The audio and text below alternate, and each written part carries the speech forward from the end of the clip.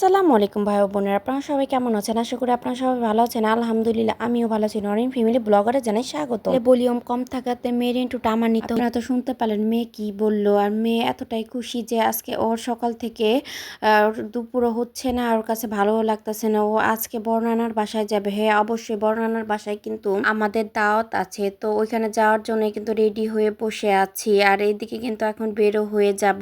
আর তার সাথে সাথে কিন্তু আপনাদের ভাইয়া কাজ করে কিন্তু বাসায় চলে আসছে। বাসায় চলে আসার পরেই কিন্তু সে একটু ঘুমিয়ে পড়েছিল, আর তাকে আর ডাকিনি। তো আমরাও রেডি হয়ে বসে আছি। একমাত্র আজকেই পারলাম যে রেডি হয়ে বসে থাকতে। আর আজকে তো কোনো রেডি হওয়া লাগে না, রোজার মধ্যে ছিল। তার এদিকে কিন্তু আমাদের পার্সোনালটাও কিন্তু বেশ কিছুদিন পরে লেন করেছে, তাই এখানে আমরা দাঁড়িয়ে ভাইয়া কিন্তু পুছে নিচ্ছিল। আর এদিকে কিন্তু আমার একটা বিড়াল আছে, আমাকে দেখেই কিন্তু ও পাশ কেটে চলে গেল, কারণ আমি ওকে সময় মতো খাবার দিতে চাইলেও দিতে পারছি না, কারণ রোজার দিন চলে আসছে। আর কিছুদিন ওকে ওর সময় মতো আমি খাবার দিয়েছিলাম, ও আসতে লেট করেছে। এমন হওয়াতে সে এখন দেখেন কিভাবে চলে যাচ্ছে। আর আগে আমাকে দেখলে মেয়ে করে ডাকতে থাকতো, আর আমি যদি বলতাম একটু চুপ থাকো, চুপ করেও ঠিক ওই জায়গাটার মধ্যে বসে পড়তো। সময় হয় কি, বিড়াল থেকেও কিন্তু অনেক শিক্ষা নেওয়া যায়। কিন্তু আমি মনে করি যাকে যে ভালোবাসে, সব বিড়ালদের তো আমাদের অনেক ভালো লাগে, কিন্তু বিড়ালগুলোকে আমি বাসার ভিতরে আনতে পারি না আমার ব্যক্তিগত সমস্যার কারণে।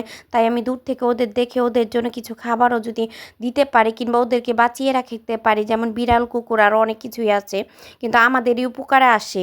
কোনো এক সময় তাদেরকে নিয়ে কোনো এক সময় আপনাদের সাথে একটু শেয়ার করব, কিংবা তাদের বাস্তব গল্পটাই আপনাদের সাথে বলবো। আপনাদের সাথে কথা বলতে বলতে কিন্তু আমি কিন্তু প্রায় অর্ধেক রাস্তায় চলে আসছি, বাবার বাড়ি যাচ্ছি তাই।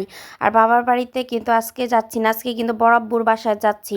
আর এদিকে যেতে যেতে কিন্তু আমার একটু বিরক্ত লাগতেছিল, আর আমার কাছে মনে হইতেছিল যে দেরি হয়ে যাবে। কিন্তু আর আপনাদের ভাইয়া যেভাবে বাইক চালিয়ে নিয়ে গেছে, সুন্দর করে কিন্তু নিয়ে গেছিল, আর প্লেন দিয়ে নিয়ে গেছে, তো খুব সময় মতোই যে পৌঁছাতে পারছি। কিন্তু আমি আকসাল ব্রিজের পাশ দিয়ে যাচ্ছি, কিন্তু ব্রিজটা ভেঙে ফেলেছে, তো আবার নতুন করে বানাচ্ছে। ভালোই হবে, এভাবে ব্রিজ থাকলে খুব সহজে বাবার বাসায় পৌঁছাতে পারবো। আপনাদের ভাইয়া কিন্তু পাশে থাকলে কিন্তু এভাবে আমি আমার মতন করে একটু ভিডিও করে নিতে পারি। কেন যেন মিষ্টির দোকানগুলো দেখলে আমার অনেক বেশি ভিডিও করতে ইচ্ছা করে। আমি কিন্তু তেমন একটা মিষ্টি খেতে পারি না, তবু মিষ্টির দোকানে কিন্তু কাঁচা ছানা ছিল, এখানে কালো মিষ্টি, সাদা মিষ্টি, কিন্তু রসগোল্লা, আর এদিকে কিন্তু আমিরটি ছিল, আর জিলাপি ভাজতে ছিল গরম গরম, আর বুইন্দাও কিন্তু ছিল। আমরা কিন্তু এই মুহূর্তে বাসায় এসে পৌঁছে গেছি। পৌঁছানোর পরই কিন্তু দেখতেছি এখানে কাজ করা শুরু হয়ে গেছে। আর আমাদের বাসায় কোনো আয়োজন করা হলে সবাই মিলে অনেকটা কাজই করে নিতে পারে। আর কথা বলতে বলতে যদি কোনো কাজ করা হয়, তাহলে মনেই হয় না যে কেউ কাজ করতেছে। আর আমি এসেই তো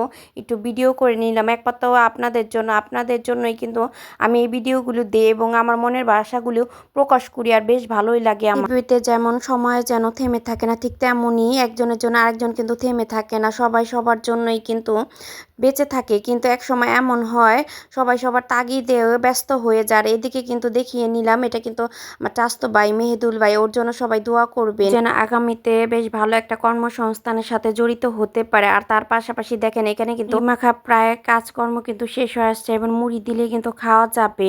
আর এখনো কিন্তু আজানও দেয় না। আর মুড়ি মাখাটা কিন্তু সবসময় একসাথে হলে বাসার সবাই কিন্তু, ছোট ভাইয়াও কিন্তু মাখায়। আর এদিকে দেখেন সবাই সবার মতন কিন্তু খাওয়া দাওয়া করতেছে, আর সবাই একসাথে কিন্তু খাওয়া দাওয়া করতে বেশ ভালো লাগে। আর ছোটোখাটো কিন্তু এখানে মিলাদের আয়োজনও করা হয়েছে। আর এখানে যাদেরকে দেখছেন আমার ভীষণই আপন মানুষ, ওদের জন্য সবাই দোয়া করবেন। আর ওদেরকে দেখে কিন্তু পারলে পজিটিভ কমেন্ট করবেন, তাহলে আমি বুঝতে পারবো আমাদের পরিবারটা ঠিক যেমনই আছে এখন, ঠিক তেমন থেকে আরও স্ট্রং হোক আমি মনে করি।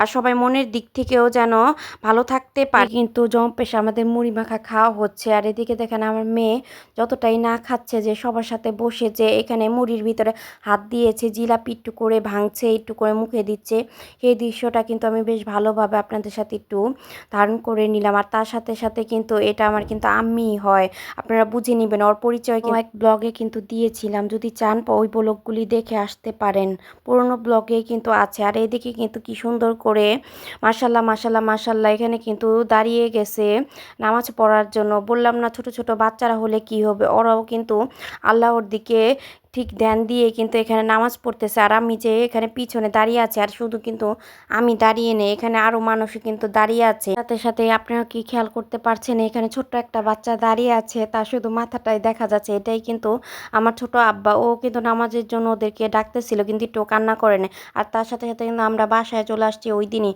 তাই আর খাবার দাবারও কিন্তু আপনাদের সাথে একটু শেয়ার করে নিলাম। তাই সবার মতন কিন্তু এখানে বসে গেছে, আর সবার সাথে একসাথে বসে যে এইভাবে পার্টিতে খাওয়াটা যে যে নিয়ামত, এখন বিয়ে হয়ে গেছে তো এখন বুঝতে পারি, দূর থেকেও সবার কথা খুবই মনে করি। ভিডিওটা এই পর্যন্তই, পরবর্তী ভিডিও দেখার জন্য সাবস্ক্রাইব করুন। আল্লাহ হাফেজ।